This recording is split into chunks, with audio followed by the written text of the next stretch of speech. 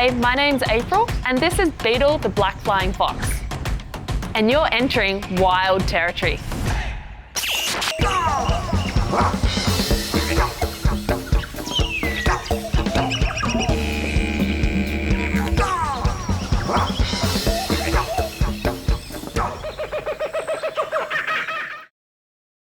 The black flying fox is found across here in the Northern Territory and down the East Coast.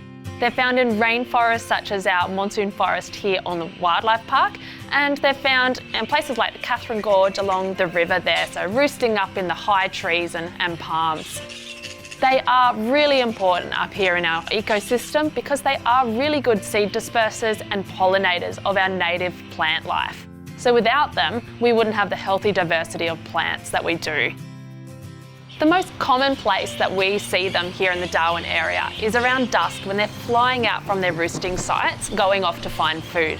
A flying fox might travel up to 50 kilometres for food at night. They'll have various campsites throughout the Darwin area, but they'll usually spend a fair bit of time at one while there's fruiting trees and flowers and things like mango farms that they can find some dinner at. This is Beetle the black flying fox. And she was a rescue that arrived at the Territory Wildlife Park at about 2 or 3 weeks of age. Unfortunately, she was abandoned and she was brought in by some community members that found her hanging low in a tree, dehydrated and needing care. So when black flying foxes are born, they're about 1/3 of the size of mum already. So they're a very large baby. They spend the first 4 weeks attached to mum's teat, which is in the armpit of the bat, so underneath that wing membrane. And they don't really start to fly until they're around 9-10 weeks of age. Basically, after 4 weeks of age, they're put in a bat nursery with all the other baby bats from the colony, and mum will go out to feed.